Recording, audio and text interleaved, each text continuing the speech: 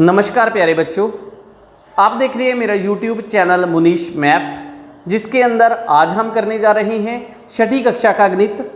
और छठी कक्षा के गणित का चौथा अध्याय प्रारंभिक आकारों को समझना, इस चैप्टर को आज हम शुरू करने जा रहे हैं। प्रारंभिक जो आकार होते हैं उनमें जो सबसे बेसिक होता है ज्योमेट्री के अंदर, वो पहला आता है बिंदु, फिर आता है रेखाखंड, फिर आता है किरण, फिर आता है रेखा। अब बात ये आती है कि ये चारों के चारों हैं जो ये क्या हैं, इनकी डेफिनेशन क्या है, परिभाषा क्या है इनकी, और ये हमारी रियल लाइफ के अंदर हमें कहाँ पर पता चलता है कि बिंदु है, रेखाखंड है, किरण है या रेखा है। सबसे पहली बात हम करते हैं बिंदु की, कि एक बिंदु क्या होता है।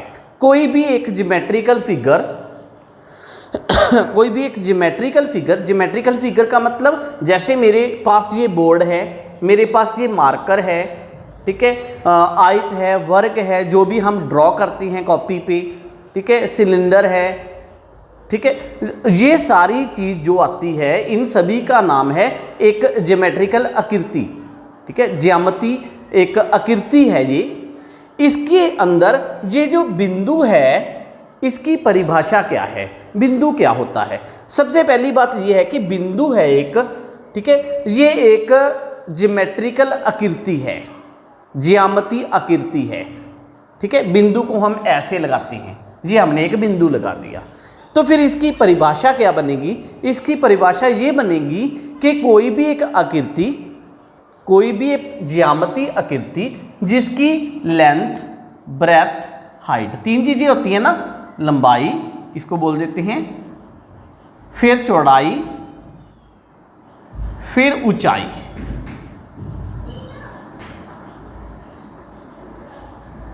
तो हम ये कह सकते हैं कि बिंदु जो होता है वो एक ऐसी आकृति होती है जिसकी ना लंबाई होती है, ना उसके अंदर चौड़ाई होती है, ना ही ऊंचाई होती है। तो उसको हम क्या बोलेंगे, एक बिंदु बोलेंगे। अब बात आती है कि हमारी रियल लाइफ के अंदर बिंदु कहाँ पे पाए जाते हैं, कहाँ बिंदु हैं। देखो, एक ब्लैक बोर्ड है, टेबल है, ठीक है, जहाँ आपके पास आपका रूम है, कमरा है, ठीक है। ब्लैक बोर्ड पर आपने देखा होगा जो इस ब्लैक बोर्ड के किनारे जहाँ पे मिलते हैं, ठीक है, वहाँ पे क्या बनेगा, एक बिंदु। फॉर एग्जाम्पल ब्लैक बोर्ड इस टाइप का है, जहाँ टेबल का सरफेस है, ठीक है, मेज का, ये मेज का ऊपरी सतह है, यहाँ पे ये चारों के चारों क्या हैं, हमारे पास बिंदु हैं। क्लियर। तो पहली बात हमें क्लियर हो गई कि बिंदु क्या होता है। बिंदु एक ऐसी आकृति होती है जिसकी ना लंबाई होती है, ना चौड़ाई होती है, और ना ही ऊंचाई होती है। ओके। उसके बाद बात आती है रेखाखंड की। बिंदु के बाद आता है रेखाखंड। फिर रेखाखंड क्या होता है। रेखाखंड के लिए मैं यहां पे कोई भी दो बिंदु लगा देता हूं, ठीक है। इन बिंदुओं के बीच में सबसे छोटा रास्ता, इन बिंदुओं के बीच में सबसे छोटा रास्ता रेखाखंड कहलाता है, ठीक है। जब हम किसी, ये मेज है, जैसे पहले भी मैंने एग्जांपल ली थी, ठीक है, ये मेज का ऊपरी सतह है, इसके ऊपर ये जो किनारे हैं, चारों के चारों किनारे, ये क्या हैं, ये रेखाखंड हैं। क्लियर। तो दो बिंदुओं के बीच में सबसे छोटा रास्ता रेखाखंड कहलाता है। देखो, दो बिंदुओं के बीच में रास्ता तो ये भी हो सकता है, रास्ता ये भी हो सकता है, रास्ता ये भी हो सकता है, रास्ता इस साइड से भी हो सकता है, लेकिन सबसे छोटा रास्ता जो बिल्कुल सीधा होगा उसे हम क्या कहेंगे, रेखाखंड कहेंगे। अगर आपसे कोई परिभाषा पूछता है कि एक बिंदु की परिभाषा दो, तो आप बोलोगे बिंदु एक ऐसी ज्यामिति आकृति होती है जिसके अंदर ना तो लंबाई होती है, ना चौड़ाई होती है, और ना ही ऊंचाई होती है। ये तो हो गया बिंदु। फिर रेखाखंड। रेखाखंड एक ऐसी आकृति होती है, इसको हम कह सकते हैं दो बिंदुओं के बीच में सबसे छोटा रास्ता, उसको हम कहेंगे ये एक रेखाखंड है, ठीक है, इसको हम रेखाखंड बोलते हैं। उसके बाद बात आती है किरण की। फिर किरण क्या होती है। किरण जो है यहां पे हमने एक रेखाखंड लगाया, ठीक है। हम इस रेखाखंड को यहां से किसी भी एक तरफ आगे बढ़ा देते हैं, अनंत आगे बढ़ा देते हैं। जो मतलब जो इसकी लंबाई है ये कभी भी हम इसको डिटरमिन नहीं कर सकते कि ये कितनी है, अनंत लंबाई तक हम इसको आगे बढ़ा देते हैं यहां से शुरू करके। तो इसको हम बोलते हैं किरण। जैसे आपको पता है कि जब हम टॉर्च की लाइट मारते हैं, कोई बैटरी होती है हमारे पास, उसकी जो लाइट जब हम मारते हैं तो कितनी ही दूर से वो लाइट जो है वो हमें दिख जाती है, अनंत दूरी से, ठीक है। लेकिन उसका एक एंड पॉइंट होता है जहां से वो लाइट चलती है। जैसे सूर्य की किरणें हैं, ठीक है, सूर्य की किरणें धरती पर आती हैं तो कितनी ही दूर से वो आ रही होती हैं, लेकिन सूर्य जो है वो इसका एक एंड पॉइंट होता है। तो हम किरण को क्या कहेंगे? किरण को हम ये कहेंगे कि जब किसी रेखाखंड को एक ही साइड पे अनंत लंबाई तक हम बढ़ा देते हैं तो हम उसको क्या बोलते हैं? किरण बोलते हैं। ओके, फिर बात आती है रेखाखंड की।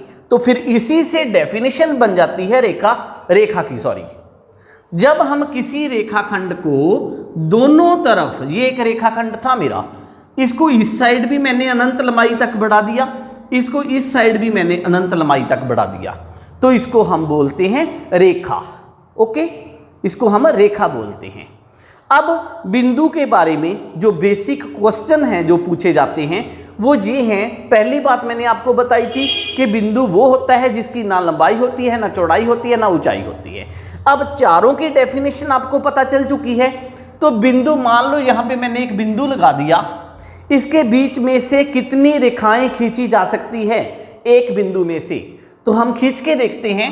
ये देखें कितनी रेखाएं खींच सकते हैं हम, इसके बीच में से अनंत रेखाएं खींच सकते हैं। क्लियर? एक बिंदु में से अनंत रेखाएं खींची जा सकती है। उसके बाद बिंदु के लिए सेकंड जो प्रश्न पूछा जाता है, पहला प्रश्न तो यही है कि एक बिंदु में से कितनी रेखाएं खींची जा सकती है।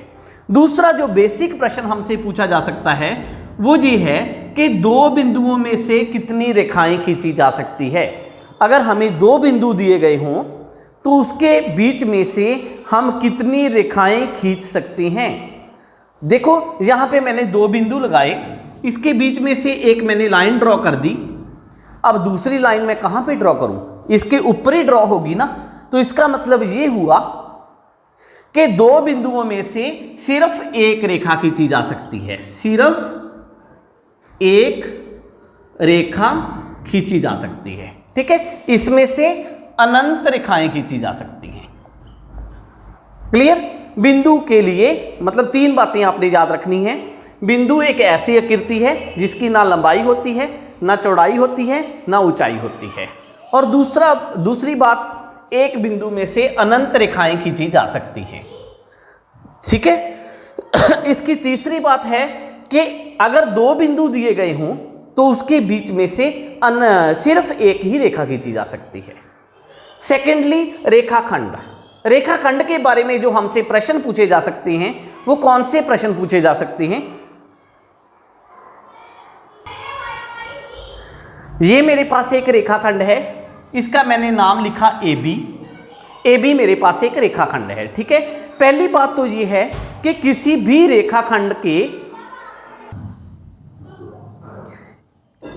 रेखाखंड का जो आपने नाम लिखना है उसके जो यहाँ पे पॉइंट रखे जाएंगे, ये जो बिंदु है इनके नाम आप इंग्लिश जो लैंग्वेज है उसके कैपिटल लेटर्स के साथ लिखोगे। ठीक है, जो इसके रेखाखंड के आप नाम लिखोगे बिंदुओं के, वो इंग्लिश के कैपिटल लेटर्स के साथ आप इसको लिखोगे। उसके बाद बात आती है रेखाखंड के अंदर कौन कौन सी चीजें आती हैं। पहली बात, दो अंत्य बिंदु होते हैं। इसके कितने बिंदु? दो अंत्य बिंदु होते हैं। रेखाखंड के दो अंत्य बिंदु होते हैं। दूसरी बात, रेखाखंड की एक निश्चित लंबाई होती है।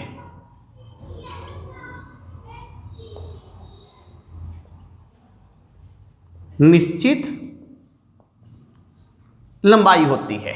देखो जहां पे मैंने एक रेखाखंड ड्रॉ किया तो हम इसकी जो लंबाई है इसको माप सकते हैं कि कितनी है।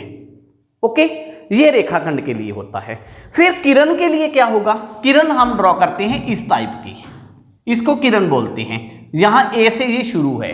पहली बात, किरण के लिए एक अंत्य बिंदु होता है, एक अंत्य बिंदु। ओके, उसके बाद जो इसकी लंबाई है वो क्या है, अनिश्चित है। ओके, किरण की जो लंबाई है वो अनिश्चित है। उसके बाद रेखा, रेखा के लिए हम क्या कहेंगे, रेखा का कोई भी अंत्य बिंदु नहीं होता। पहली बात, इसका कोई अंत्य बिंदु नहीं होता।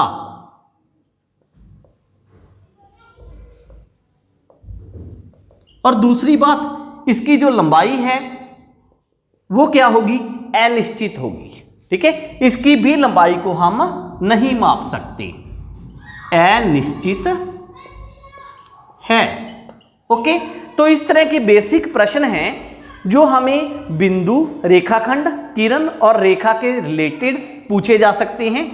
इसलिए इनकी परिभाषा क्या है, इससे रिलेटेड कौन से प्रश्न पूछे जा सकते हैं, इसके लिए आप इस वीडियो को अच्छी तरह से समझें। उसके बाद हम एक्सरसाइज 4.1 को शुरू करेंगे।